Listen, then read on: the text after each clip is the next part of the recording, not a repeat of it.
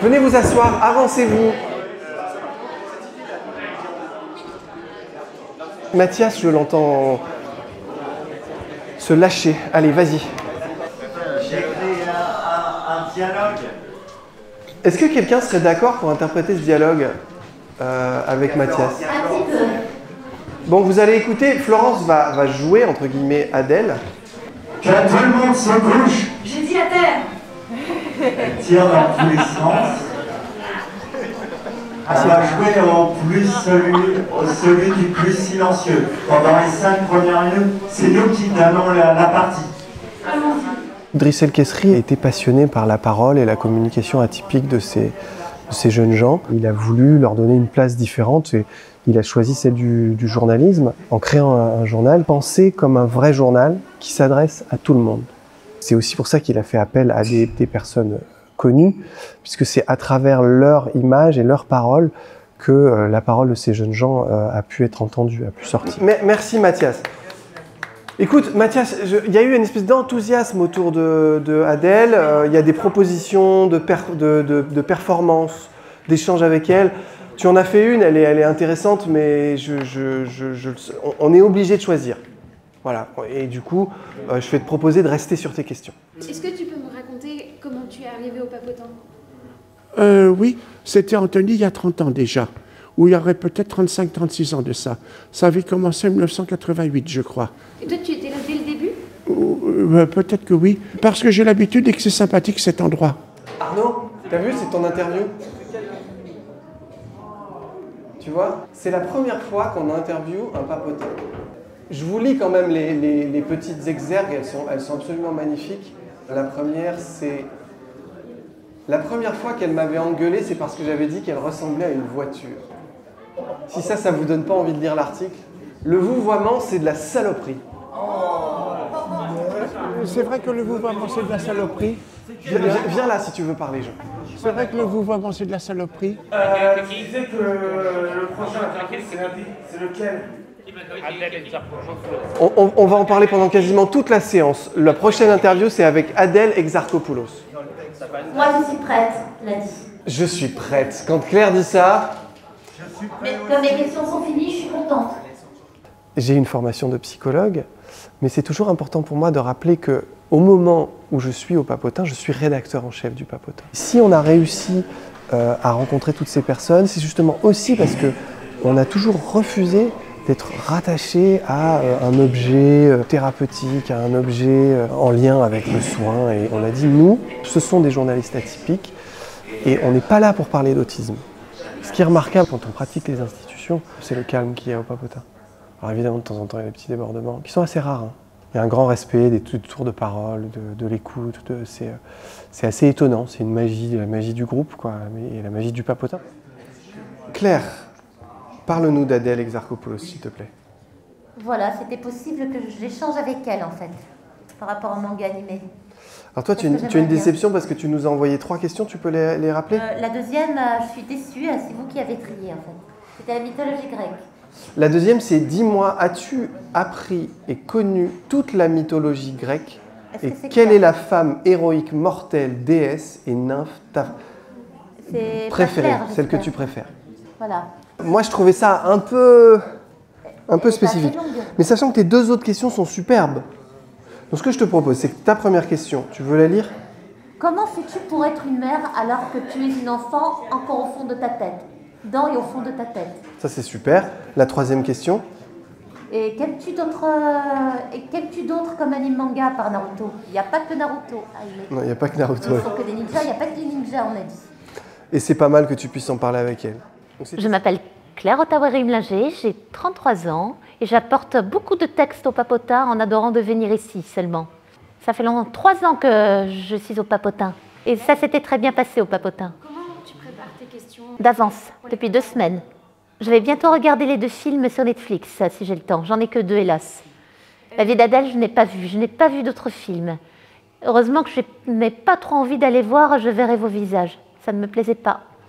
Elle est dure, ce film. Je n'aime pas la durée du film, surtout. C'est quoi tes invités préférés, par exemple? Par exemple, ça reste Angèle, Juliette Armanet. Et bientôt, Eda Et bientôt, l'actrice Adèle Exarchopoulos.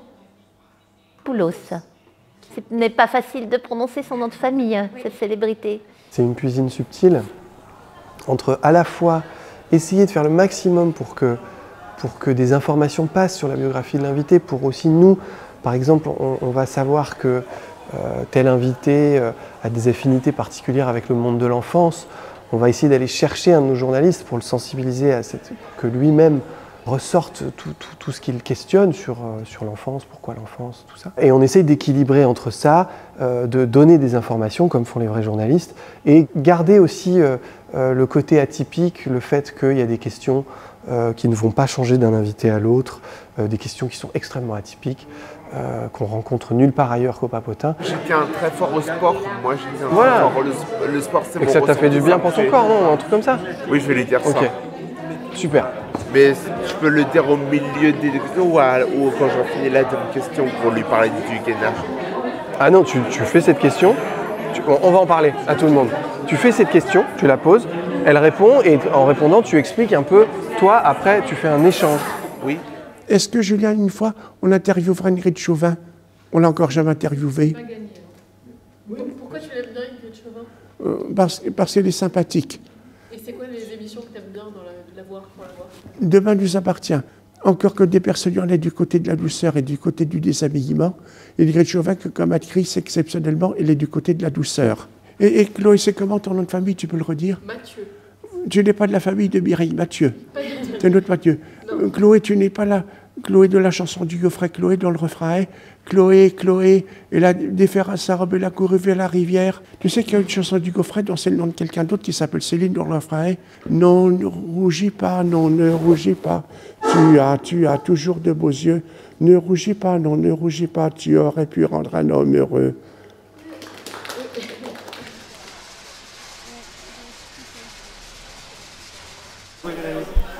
Donc, comment tu dis que tu proposes de faire selon vous, est-ce que vous auriez fait Miss France? Selon vous, est-ce que vous auriez fait Miss France? Ou alors, toi tu m'avais dit, vous auriez aimé faire Miss France, mais qu'est-ce que tu préfères? Selon vous, moi je préfère. Selon vous, elle est mieux, ouais. Donc selon vous, est-ce que vous auriez fait Miss France? Selon vous, est-ce que vous auriez fait Miss France? Est-ce que vous avez un surnom? Est-ce que ça vous dirait d'être la tigresse, par exemple? Ouais, voilà, comme ça, très bien. Ensuite, saviez-vous qu'il y avait un maillon faible en Grèce? Ça me convient, Madame Exarchopoulos. Ça te va? Ça te va? T'aimes bien? Tu l'aimes bien? Parfois, dans la rue, tout le monde me félicite quand je regarde en face des autres et qui sont très très gentils et qui m'ont bien adorée. C'est un plaisir et un honneur de te rencontrer et je m'y attendais pas. Et puis d'abord, je tiens à te féliciter de ce que tu as fait au doublage pour la voix de Flamme de Élémentaire. Elle est très très jolie, ce personnage féminin. Merci. Allez, je reviens sur les questions. Ok. Et je reviens sur ce que je ressens pour échanger. Comment tu fais pour être une mère bienveillante alors que tu es une enfant encore dans et au fond de ta tête? Bah, c'est vrai qu'un enfant, c'est une immense responsabilité. Moi, je l'ai eu un peu jeune en plus. J'avais 23 ans.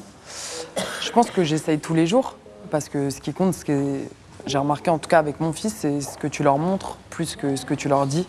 D'essayer d'être un peu un exemple. Il y a quand même une prise de risque à venir au Papotin. C'est pas évident d'arriver à trouver un ton devant une diversité telle de questionnements. Prenons un peu de notre amour chaque jour, oubliant les jours de fête, notre amour sera toujours et restera. Il y a beaucoup de choses qui ont changé, c'est-à-dire que les familles, les proches réagissent plus de la même façon. C'est-à-dire que maintenant, leur parole est prise au sérieux dans la famille, on leur en parle, tout le monde l'a vu. Oui, il y a une fierté nouvelle. Est-ce que vous auriez été la tigresse, par exemple? Non, je crois pas. Hein. Si. Ah ouais? Alors, est-ce que vous auriez été Miss France? Impossible.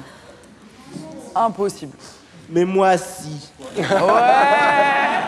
Mais t'aurais pu aller à plein d'événements comme ça, devoir être toujours parfait, beau, répondre à des questions, des critères. C'est sûr que tu te seras endormi. Tu sais, la chanson que tu chantais dans la chambre avec Carole? Moi, si j'étais un homme, oui. Ouais. Vas-y. Quoi, vas-y? Je serai cap. Ce lien entre télévision et Papotin a toujours été présent. Et ce sont les réalisateurs Nakache et Toledano qui ont proposé d'en faire une émission de télévision. Et je dois dire que leur ténacité a été quelque chose de très important. Parce que ça avait déjà été tenté avant, ça a l'air évident comme ça, mais en réalité ça reste assez compliqué de concilier ces deux mondes assez différents que sont la télévision et puis ce qu'un journaliste de Libération a appelé le joyeux bordel du papotin. Finalement c'est ce qu'il nous reste, que de l'amour, que de beaux gestes, pour essuyer le temps qui blesse, un peu de love et de tendresse. Finalement c'est ce qu'il nous faut, que de beaux jours, que de beaux gestes, pour attraper le temps qui presse. Un peu de love et de tendresse, un peu de love et de tendresse, un peu de love, un peu de love.